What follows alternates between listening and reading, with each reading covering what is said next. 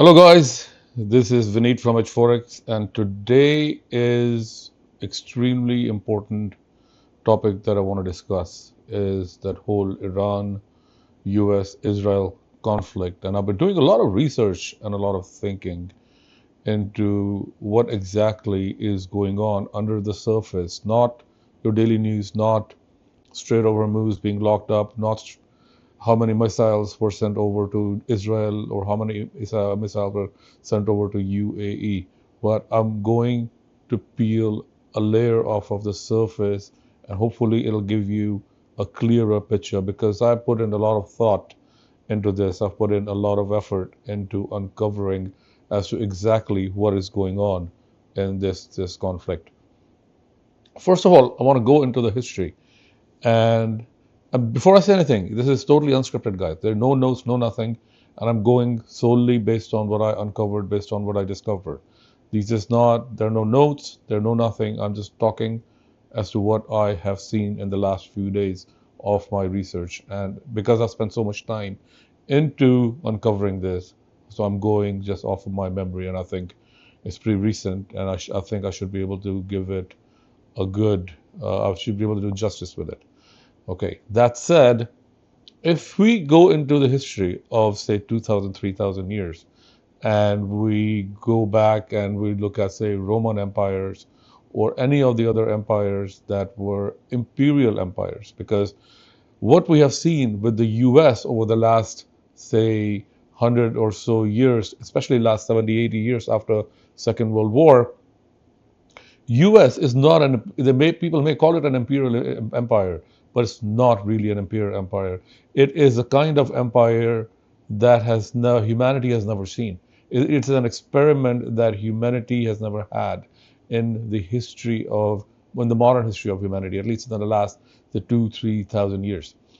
So let me clarify this as to what exactly do I mean by that. When Roman, so I want to go back to the Romans because they were the biggest empire before this. And if you look at the Roman Empire, they expanded across almost like half the globe, and they had the direct control over the resources and the sovereignty of the territories that they actually control. So that in perfect sense is your imperial empire. So everything that Roman conquered belonged to Roman Empire, belonged to the Roman kings at the time. And same thing if you go down, Spanish Empire. They conquered all of South America, or most of South America, a lot of North America, as in Mexico and parts of current day United States, and pretty much a lot of continental United States also. So when they controlled those um, territories, they were under direct control of Spain, or at the time Roman, or for that matter at the time Dutch, or for that matter French, or for that matter German, or for that matter British. So when British conquered all this land, like from India all the way to North America, Australia, all of that, that was direct British Empire. A British Empire, British Queen or King at the time, they decided how to run their empire. It was a perfect example of imperialism as we understand it, there's a textbook um, definition of imperialism.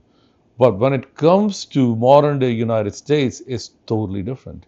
Even though United States has bases in a lot of these countries, for example, Germany, Spain, Italy, all these NATO countries, these are alliances. This is not an empire.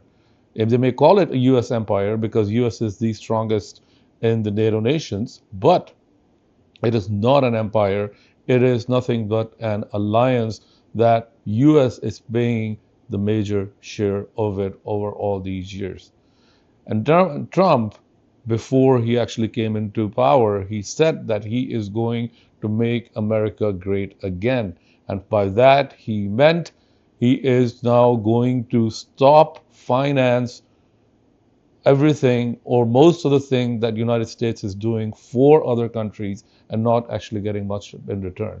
So what is US gaining by say, having this huge base in Japan and trying to save it from North America, and Japan is paying pennies on the dollar for the security that they're actually receiving from the United States. Now, I am not going to go with the rhetoric of Donald Trump, but I can see where the method is behind this madness. And it took me some thought because there's so much cloud, there's so much rhetoric that is flowing on top of everything else that it is difficult to peel the surface, because once you peel it, once you start seeing what's actually happening, you cannot unsee it. And that's exactly what had happened with me in the last 2, 3, 4, 5 days. So now, if you look at, I just want to take this example. Like in the earlier days, if British ruled India, they were responsible for, or they owned all the resources that came out of India without any exception.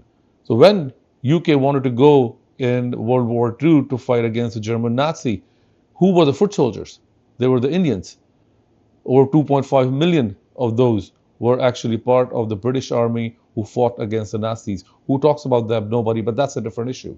What I'm saying is, but the British at the time, I'm just giving as an example, had full authority over Indian resources, be it natural resources, be it man and human resources, because India belonged to the British Empire. India was part of the British rule or the British Raj. But in today's America, yes, people may call it an empire, but it's an empire just by the solo power of it. It does not own any sovereignty. It does not own, say, the nation of Japan, even though it's providing all the necessary means to defend itself. But what is United States getting in return? Nothing. So all these decades, Japan got itself modernized.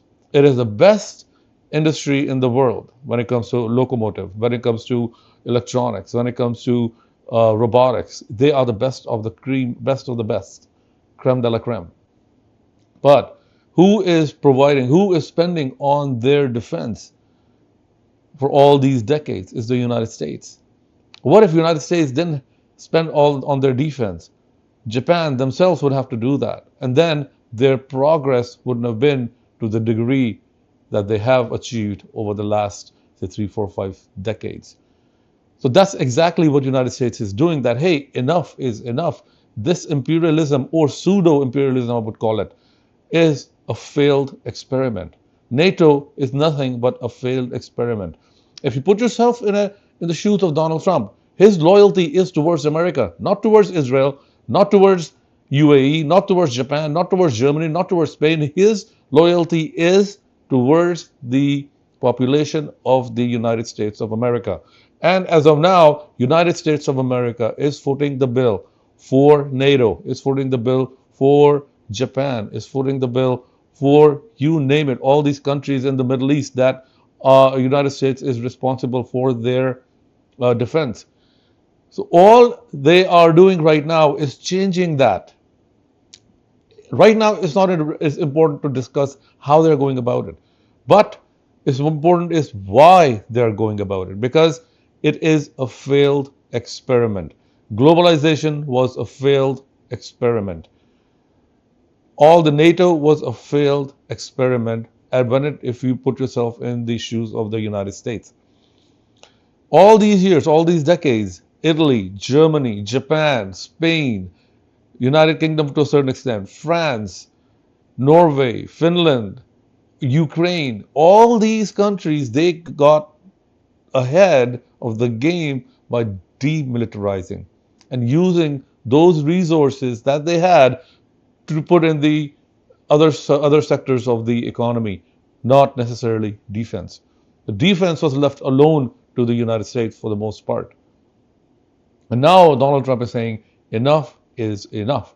And that's exactly what he said before he became the president. That, hey, once I'm president, I'm going to make America great again. I'm going to take away all the goodies that others have been enjoying on American penny. Now he's taking that back. Do you actually blame him? Forget how he's going about it.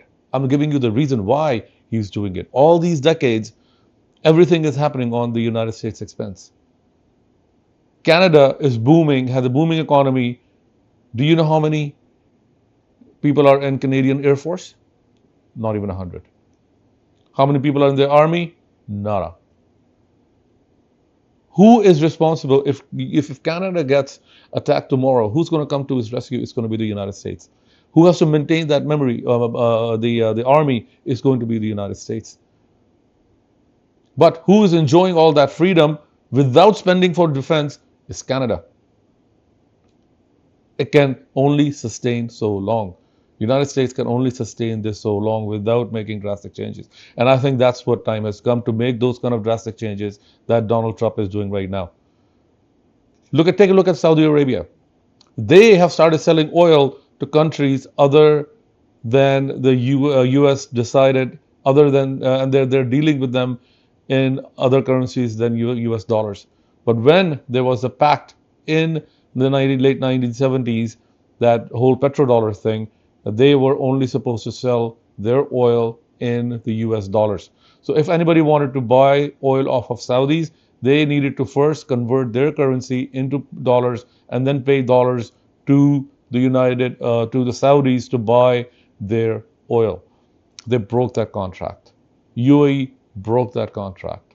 Kuwait, Qatar, they all broke that contract to a certain extent, not fully, to a certain extent. Iran defied it, saying that they'll only sell oil for gold or for um, yuan, Chinese yuan.